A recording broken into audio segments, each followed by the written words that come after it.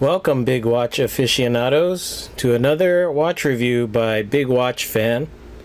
We have a treat for you today. We have a big watch that's rarely seen. It's called the Robert Lighton Growler. Now, Robert Lighton is actually a designer. He designs furniture. I've seen bags and clothing, things like that. He got into watches several years ago and designed several different models. A lot of the models were heavy on diamonds, things like that. And the designs were quite interesting. Some of them are quite well known in watch circles. This one is called the Growler, which we're going to look at today. There was another one called the San Remo. I haven't been able to get my hands on a San Remo, but I was lucky enough to get this Growler. The Growler is the one that most big watch fans really enjoy. So I got it on eBay, which I don't tend to do. I don't tend to trust the watches that come from eBay. I prefer private sellers or authorized retailers. The watch came with the boxes. So this is what the outside box is. It's actually a dark rich purple, which I understand is Robert Lighton's favorite color. Very heavy textured cardboard box. Inside is a wooden, almost looks like a jewelry box with the Robert Lighton initials on there. When you open it up, the presentation is quite fancy, as you would expect. So you open it up.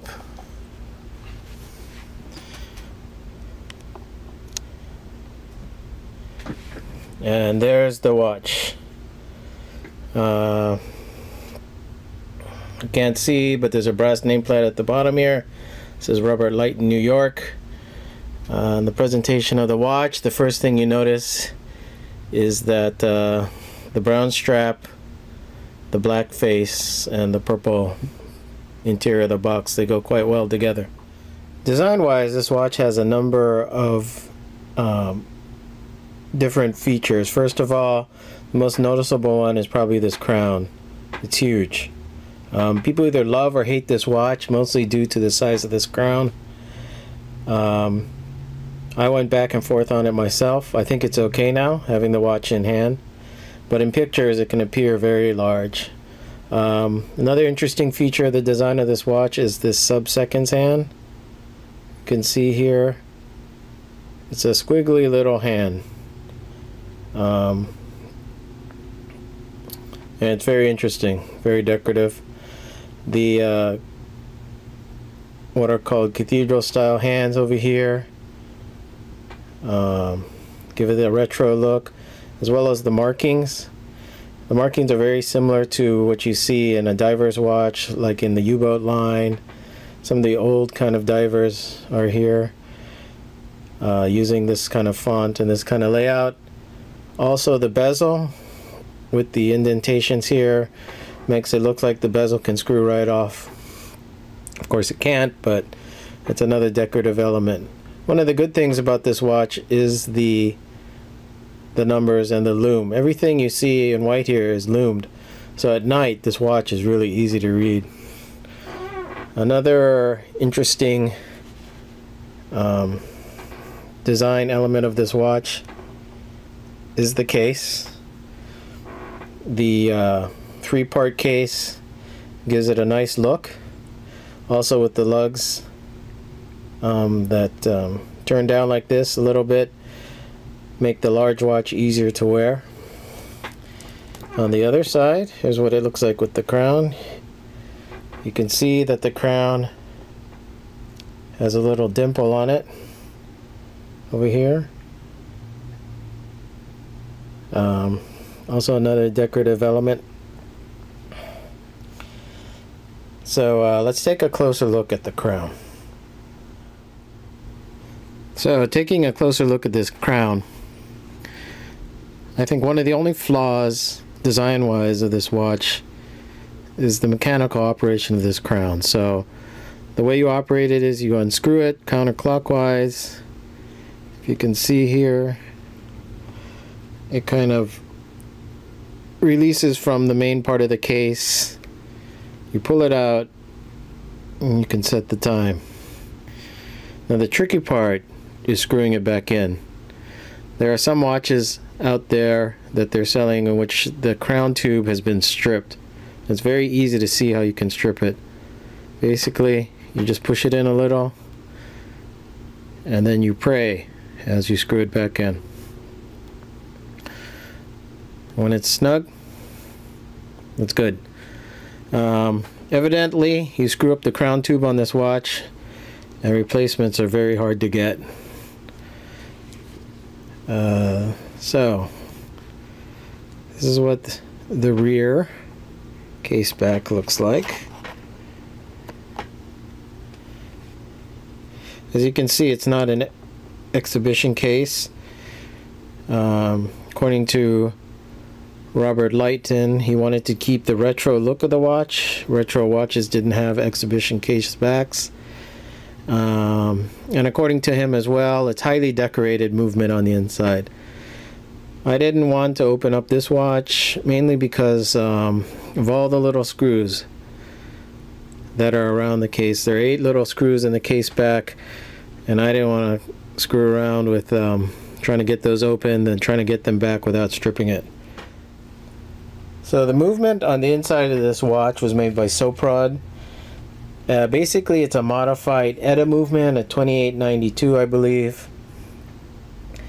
25 jewels. Supposedly, there are blued screws in there, and the Côte de Genève decorations on the movement. As I had mentioned before, the lume on this watch is really good.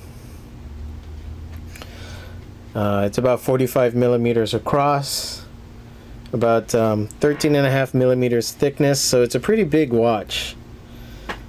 One thing about this watch as compared to my other watches, I seem to bang this one up a lot more.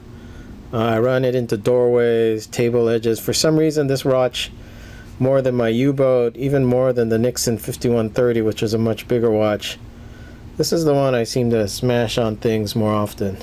So this is what the watch looks like on the wrist.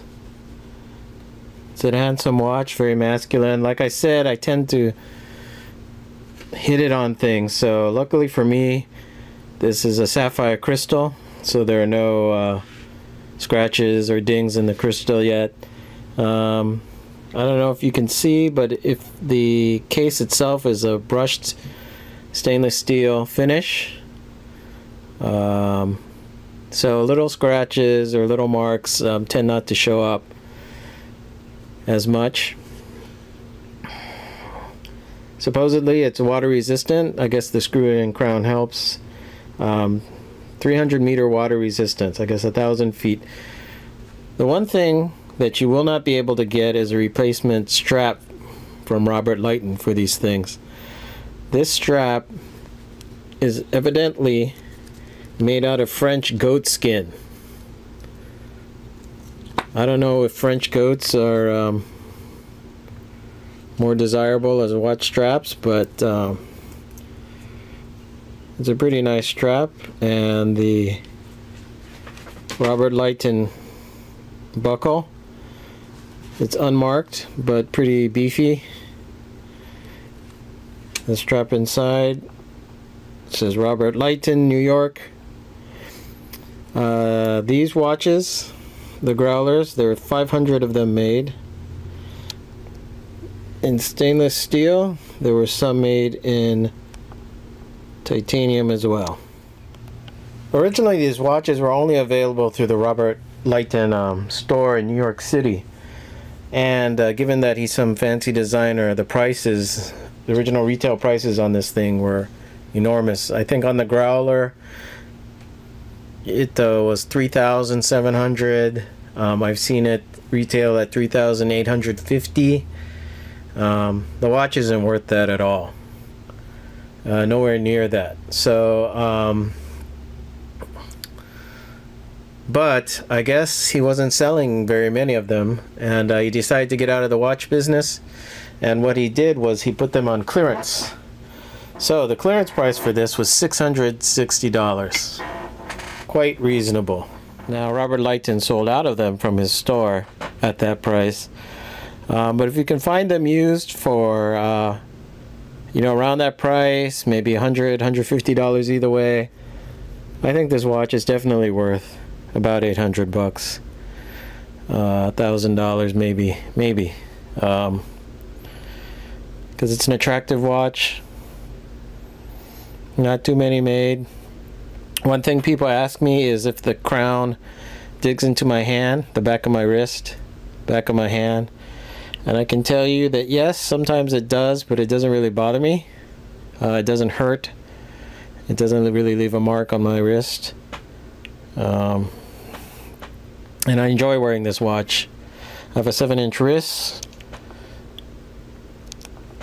And as you can see, the watch fits pretty well.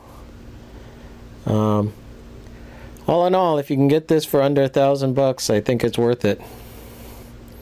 So thanks for watching another episode of Big Watch Fan, and good luck finding the Robert Lighton Growler.